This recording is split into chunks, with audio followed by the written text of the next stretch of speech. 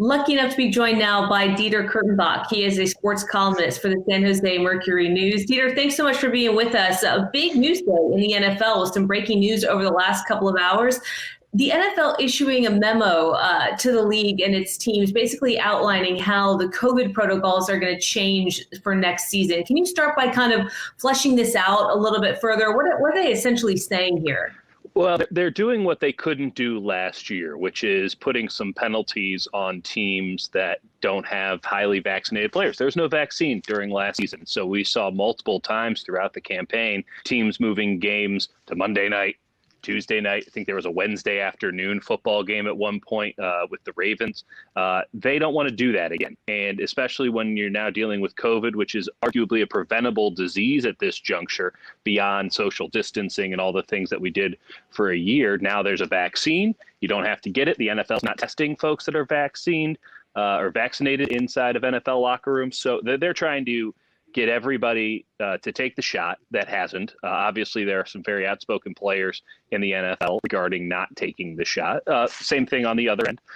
There are two teams reportedly that have sub 50% vaccination rates. And basically, the NFL is saying right now, we're not going to bail you out in that regard. Now, truth be told, I imagine they will. I imagine that there will be moving around. The vaccination rates are still high enough. I mean, we're not dealing with zero as it was last year, to where, okay, a guy is not vaccinated, he has then close contacts, you probably still have enough players to play a game. So you're at an incredible competitive disadvantage. The NFL could then move a game a day or two. But with an 18-week schedule, 17-week season, we thought there were going to be 2 bye weeks when they went to 17 games. There turns out there's not. So we're in the same sort of situation schedule-wise as last year, where the NFL really have to jam some games in there and use up bye weeks and things like that.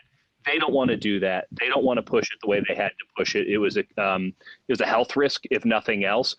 So what they're doing is they're basically saying, again, we're not going to bail you out. But it probably means more than anything else, though, because I do think the NFL would move a game if something serious did happen. I do think that they would force teams to play games if a couple of guys were sidelined because they decided not to get shots. What I do think this means, though, is if you're a fringe player in the NFL or even higher, you really have to deeply consider your livelihood now. This is not the NFL mandating that everyone gets vaccinated. That's probably a big legal issue for them, but it's really close. And if you're a guy who is on the fringe of a roster and you're thinking to yourself, should I get vaccinated or not, or whatever your purview might be, I can't personally understand it all that much.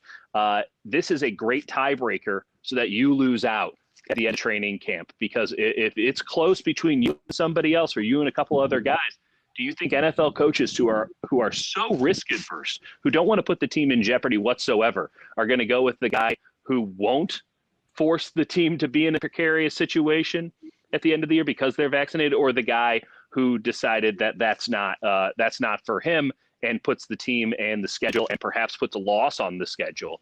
All of those things building up. So I think it will probably be it's a very strongly handed thing. It's a very strongly written thing. And I think it will probably have some pretty good effects, but there are going to be some players who lose out on their jobs, and it's going to be difficult to argue that it's anything other than that they're unvaccinated. You know, you mentioned, Dieter, that there might be some players who are going to push back on this, and covering the NFL like you have, and I've covered the NFL in the past as well, I know more than anybody that these NFL locker rooms are a mix of people coming from different backgrounds, different religions, different set of guiding principles when it comes to what they believe.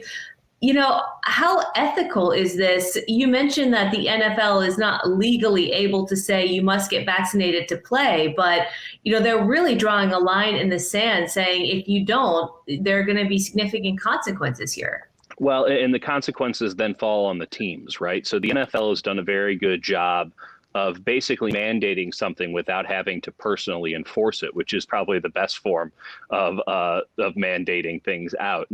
You're right. There are it is a melting pot of all melting pots in NFL locker rooms. It does seem silly that NFL players are drawing the line when it comes to health and safety on getting a shot that has been proven millions of times over that it's extremely effective and is keeping people alive in the time of a pandemic. But, you know, it's a peculiar world out there. I can't quite make much sense of it. Nevertheless, It's on teams now. If they want to keep, for instance, I can't speak to Josh Allen if he's changed his mind, but he has spoken out against the vaccine before. He was runner-up for MVP last year. The Buffalo Bills probably aren't too concerned about. I mean, they're concerned. I'm sorry. They're probably not considering dropping Josh Allen anytime soon. But again, guys on the fringe, guys even in the middle, it becomes a real issue. And in the NFL, where you are really not guaranteed much outside of the top 5% of players, that's got to be something pretty serious. And as for the legality of all of it, I think technically, again, I'm not a lawyer, so you just got to take my word for it or ask somebody who knows better. I think technically they could mandate that everyone get vaccinated, but it's such a landmine issue for reasons, again, beyond me, that's not in their best interest as a PR play. So this is it's strong-handed. It makes a very clear tranche system. There's one side that can basically go about their life as much as they want, do whatever it is they want, and don't have to worry. It's basically a pre-pandemic world in the NFL. And then there's a whole other group that have decided for whatever reason, and again, I can't quite get my head around it, but for whatever reason that they don't want to do it, and they get to live in a whole other world. And in NFL, you talk about that locker room. Those locker rooms, yes, there are segments and fragments and cliques, but coaches and players all the time talk about team unity. This is going to be really interesting to see how it plays out. Some teams, I guess, have already unified against the vaccine, but it does seem as if this is an incredible competitive disadvantage to not have most of your team vaccinated. And I think that this might be the final push that maybe the NFL needed to get to a point where you have most teams over 85%, and then you don't have to worry so much about COVID ruining your season as they had to navigate throughout all of last year, and I'm sure wasn't easy. Yeah, it's interesting what's happened in Major League Baseball as well, where they've eased the protocols for teams who reach that 85% threshold of vaccinations. And the Yankees are even an example of one of the teams that met that threshold. And we're still dealing with tons of COVID headaches simply because they had vaccinated players who were asymptomatically contracting the virus. So we're certainly not out of the woods yet when it comes to how leagues are going to have to navigate this. But just to be clear and kind of put a button on it, you feel like even though the league is essentially issuing this memo which says, listen, we're not going to extend the season, we're not going to get into the business of adding another week here, you think that the league will be willing to work with teams who are under vaccinated in terms of moving some things around with the schedule on a week-to-week basis to try to help accommodate and alleviate any problems? I think that it will most likely be a situation where what the NFL is trying to do specifically is make it such a dramatic competitive disadvantage to have unvaccinated players that every team will force the vaccine into folks' arms.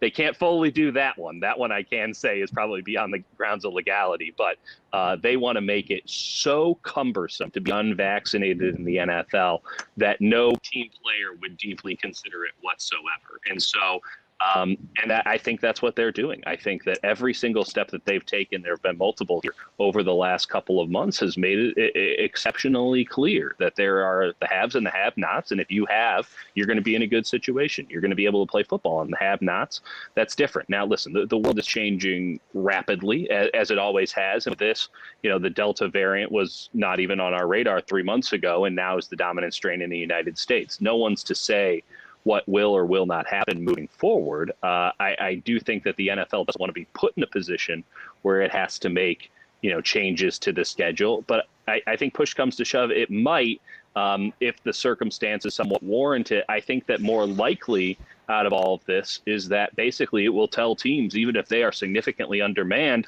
tough break. You get to play anyway. And if you don't have 53, well, that's on you. We'll play with, you just don't get inactives for that day or whatever. Most teams have access to the 47 players that they need on game day, 48 players that they need on game day. So they're going to be in a situation where basically you're shorthanded. Well, that's on you. We told you what would happen, and we're not moving things around because a bunch of players on your team got a disease that is completely preventable at this point. And to finalize with the Yankees thing, the issue there, and you're right, we're not out of the woods yet. The issue there was one unvaccinated member of the team was walking around and spreading with this Delta variant, which is extremely contagious, as opposed to 4 or 5 minutes of close contact. It takes 4 or 5 seconds of close contact to pick up the Delta variant. And so you have asymptomatic vaccinated players. It could have been so much worse, who, by the way, it's great that it ran into those vaccinated players, because had it found other unvaccinated folks, it would have continued to spread. But when it runs into the brick wall that is the vaccination, then you're in a much better situation. So again, that's why I ultimately think, if things stay the way they are, and fingers crossed that's the case, the NFL would just tell teams, guess what? You have to play anyway. We told you what the circumstances would be. We don't want to move things for you. You're not special. We're not giving special treatment this year. These are not extenuating circumstances. This was a preventable situation, and you're at a competitive disadvantage now. You have to reap what you sow. So I think a lot of coaches out there are going to be talking to their teams in much more stern language today, as opposed to a couple of weeks and a couple of months ago at minicamp and OTAs and such, because this is now a dramatic competitive disadvantage. And I will guarantee it right here and now that one team's entire season will be undercut by by vaccination rate being too low. And in a league where one game can make all the difference, that's absolutely critical. So, and I think coaches are freaking out about it, as well they should. The NFL has done a good job of putting the onus on the teams, and we'll see if this gets these stubborn folks out there, or these deeply believed folks out there to change their minds. But ultimately, that's the way to handle it. Yeah, I think what you're doing is messing around with people's livelihoods, and athletes are employees at the end of the day. And for me, I think my takeaway is not only is the league, putting this on teams to say, hey, you guys basically figure it out, you're at a competitive disadvantage, but this is going to breed a lot of contention in the locker room if, for example, somebody's season that was full of promise gets cut short because there are a number of players who feel strongly that they don't want to take the vaccine. I mean, it sounds like a nightmare for coaches and for staff and inner locker room kind of communications. Because you're out in the Bay Area, I want to ask you about the 49ers. Where do you think that they've gotten better in the offseason, and where do you think are some glaring weaknesses for them heading into the season? I think without question they got better at the quarterback position. That's been the bug of them. It's so easy to forget, but Kyle Shanahan has been drafting very high more often than not when he has been the head coach of the 49ers. There was the one Super Bowl year, and then every other year was a complete disappointment. And last year, they were severely injured. There's no two ways about it. They had to go spend the final third of the season in Arizona because of COVID protocols. It was a mess of a year, and that started early and didn't finish until the end. But when Jimmy Garoppolo effectively went down for the year with his ankle injury, they couldn't move the ball. They couldn't do anything. And backup quarterback is somebody you never want to bring into the game. But when you're going third and fourth string at a certain point because the backup can't seem to do anything. Oh, and by the way, the starting quarterback wasn't all that great to begin with, in my estimation. You have a real problem. So they're much better at quarterback now on the mere basis of if Jimmy Garoppolo starts week one, and I think that that's the most probabilistic option at this juncture, at least they have a backup that they, for whatever reason, from their college scouting and such, trust to go in there and make something happen, whether with his feet or his arm or both in the best case scenario. And Trey Lance, the number 3 overall pick in the draft. So they're much better at quarterback in that they feel as if they have 2 viable starters as opposed to, 2 backups that I don't think have jobs right now. And certainly I don't think we'll have jobs come week one around the league in CJ Beathard and Nick Mullins. So that's a big upgrade. Running back has also been improved. Raheem Mostert is back. He's one of the better running backs in the NFL, but they drafted 2 running backs in the draft that I think could pay dividends. The weaknesses are fairly clear. I think wide receiver is a bigger issue than people want to make it out to be. They run a lot of 2 wide receiver sets as opposed to most teams going with 3. At the same time, Deebo Samuel and Brandon Ayuk are fantastic, and they're young, and in the 49ers, they're very happy to say that they're also cheap. The depth behind them is exceptionally questionable, and they ran into that problem last year. And Kendrick Bourne, a guy who did step up in a situation where, hey, these guys are out. I'm going to get some more reps now. I get some more time on the outside as opposed to being sort of a third down guy. he's with the New England Patriots now. So the guy who would in theory be the backup there is no longer around. They obviously added some folks, but nobody is a clear-cut third option, and not much less fourth or fifth if they have to get to that. And then ironically, defensive line, in particular defensive end, it might be an issue for this team on the basis of, yes, they get Nick Bosa back, and they've added Samson Ekcom, and they might get Dee Ford back, but the depth there, which was so impressive last year, even with Nick Bosa out, they just kept rolling dudes in there, and they kept getting pressure on the quarterback. Not sacks, but pressure, and that's important for one of the best defenses in the NFL. I don't know if they have that depth. Now, they probably deserve the benefit of the doubt in that regard, but if Bosa misses any time, and who the heck knows, he's been injured a lot. I've known Nick Bosa since he was in 8th grade. Down in South Florida, he gets a lot of injuries. He's a tightly wound dude.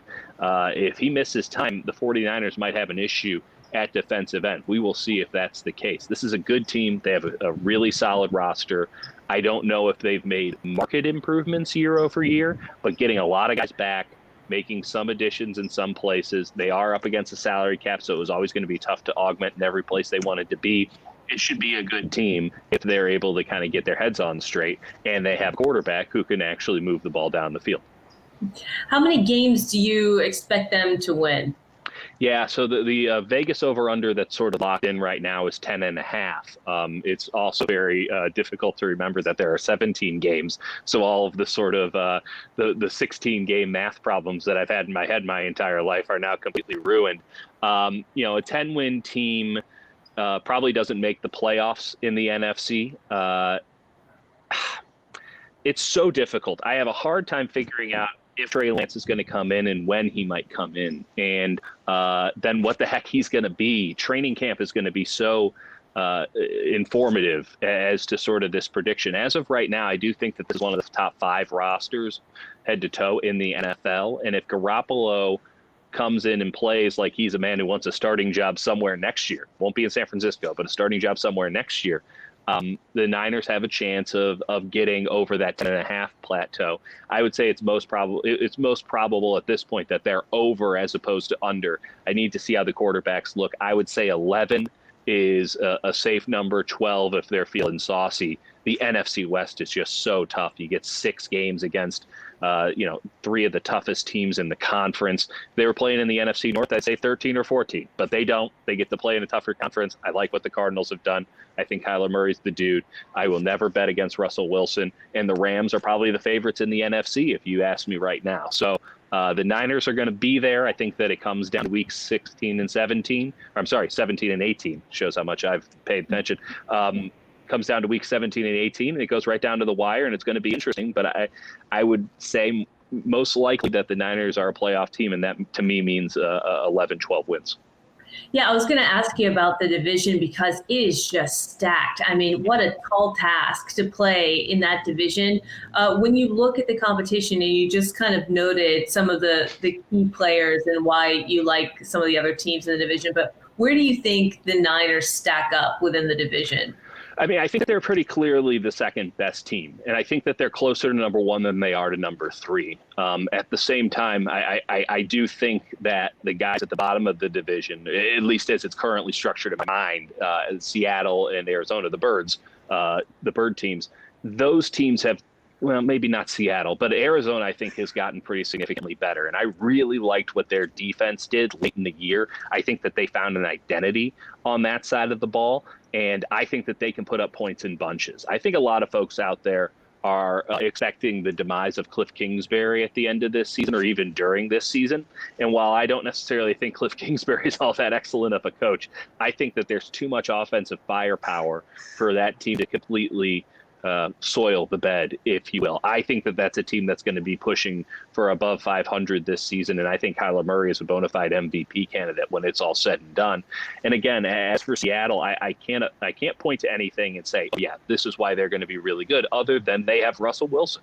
And Russell Wilson and the Seattle Seahawks have never played a normal game. It's always going to be highly competitive right up until the final second, whether they're playing the worst in the NFL or the best. And they're just going to win 10 or 11 games no matter what. That is what the Seattle Seahawks do. Russell Wilson has never had a losing record as a starting quarterback. It would be absolutely, I've done it before. I'm not going to do it again. It'd be ridiculous for me to say that he's not going to have a winning record this year. So there's a likelihood, I wouldn't put it as a high one, but there's a likelihood that all four teams in the NFC West make the playoffs this year. It would be tough. They would have to dominate the other competition, but the way the schedule breaks down with some of the weaker divisions being lined up with the West this year, I think that there's a chance that it can happen. And that would be fascinating, but that just goes to show just how good the NFC West is, that they might beat up on each other and also beat up on every other division and conference in the NFL. And if, again, I had to handicap it, I'd say that the Rams are the most likely to be the winner of that division. The 49ers would be the next best bet. Maybe Seattle after that, and Arizona 4. But I just talked about how much I think Arizona is a good team. So that tells you how good that division is. No, I think it's up for grabs for sure. Just last question on the Niners. You're out in the Bay Area. I mean, how excited are people in the Bay Area about what they did at the quarterback position in the draft? They loved it. It didn't hurt that there were Mac Jones rumors going nonstop for weeks and months on end, and people did not love that. They hated that. So basically, you set your expectations very low, and you come in anywhere above it, that's a win. And Trey Lance, it's very easy to see, and I think it doesn't take some sort of NFL expert, which I would never purport myself to be. It doesn't take somebody crazy to look at Trey Lance's film and go, I can see how that works. Having watched Josh Allen, having watched a little Patrick Mahomes, like that is what a quarterback in the 21st century is supposed to look like. So I think people are very excited about the quarterback situation. There's a little trepidation about how it all goes down. I feel that trepidation as well. When does Trey Lance get in? Is it week 1? Is it week 7? Is it week 1 of next year? Who's to say at this juncture? Again, training camp is going to be extremely informative. But there's a buzz. There's an excitement. I think that the only things that are holding it from reaching a full-on fever pitch right now is the fact that the Giants are playing such good baseball and the Golden State Warriors have a very important NBA draft coming up. So there's some other things holding attention in the immediate, but once training camp starts, with the Raiders now being out of town for a second year, and it will continue in perpetuity, I think people are really, really excited about the 49ers and this pivotal season for them as they try to figure out if they're actually a good team or not, having just been in the Super Bowl 2 years ago, but again, having drafted very early a lot in the other years. Just one question or two on the Warriors before I let you go. Where should everybody's focus be when it comes to the Golden State Warriors for the next season?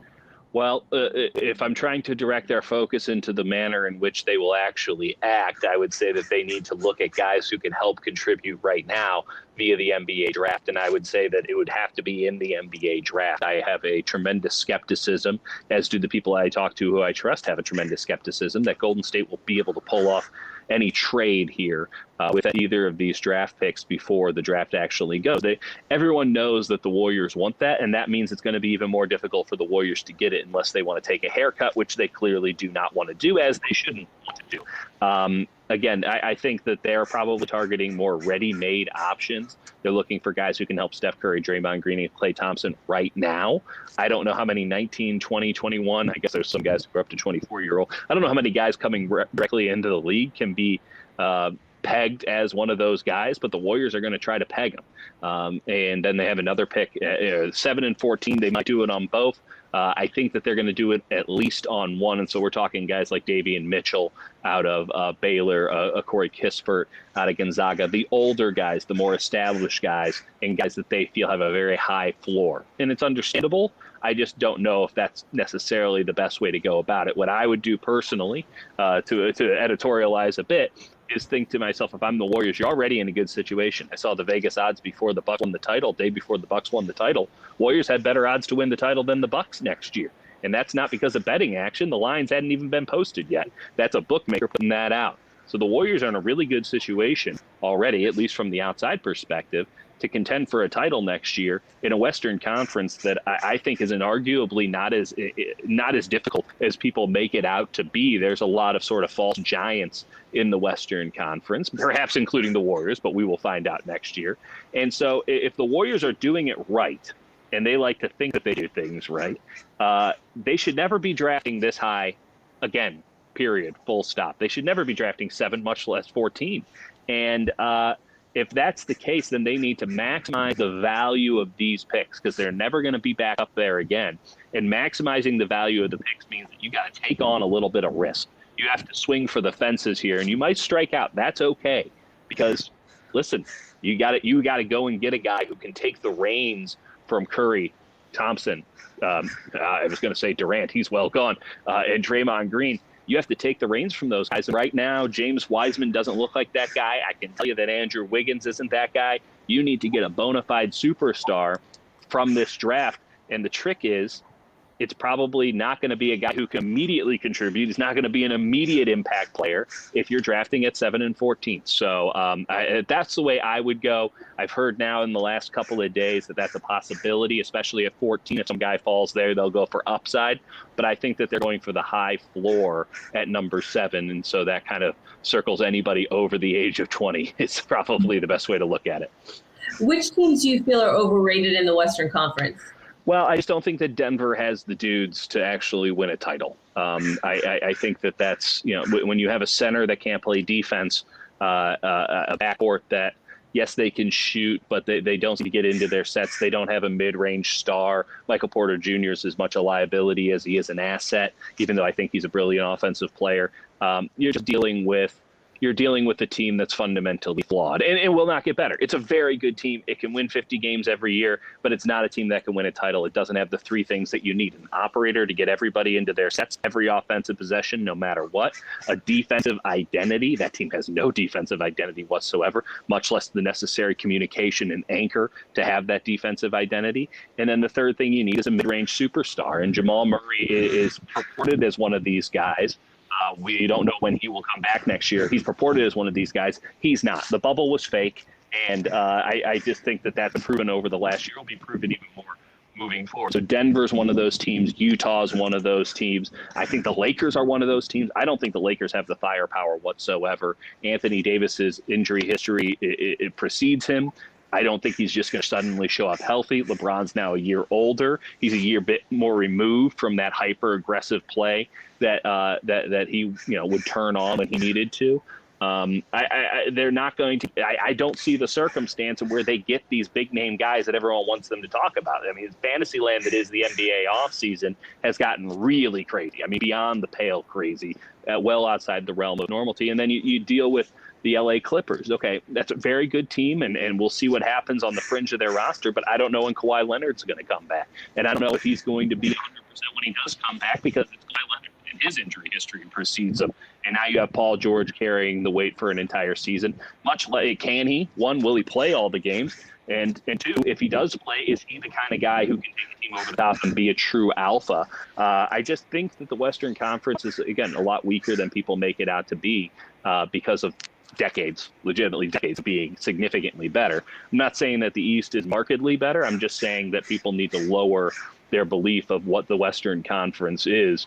And when you do that and you really break it down that way, there's no reason the Warriors can't, if they play this offseason right, if they get some solid free agents, some ring-chasing veterans, if they nail their mid-level exception and get a big wing who can shoot, if they find a nice backup center, if they continue to develop James Wiseman, there's a long list of things they have to do. But if they can do most of them, I'm not even going to say all, most of them, they're in a position to compete next year because Steph Curry is just that good, and Draymond Green as well, just that good. They have the 3 things on a good night that you need. They have that guy who can get everybody in the sets. That's Draymond Green, the point guard. They have a defensive identity, if there ever was one, in Draymond Green, switching defense, all that stuff. Wiseman should only take them to another level. The mid-range star is of question. That's not really Klay Thompson's thing because he can't do it off the dribble, but Steph Curry's floater game has evolved. Obviously, Thompson can do it. Wiggins, if he can take a step forward, can definitely be that guy, and we'll see who they draft. Maybe that's the guy who immediately comes in and is able to get buckets and probably do nothing else. But they have a shot. They have a shot, and it's a far cry from the light years ahead era when they were just presumed to be the champions and then almost did it every single time. But hey, that's how the NBA actually works, and they get to live in it now, and I think they have a pretty good shot at it. All right, great stuff from Dieter Kurtenbach. Dieter, thanks so much. We appreciate it. Yeah, it's my pleasure. Talk soon.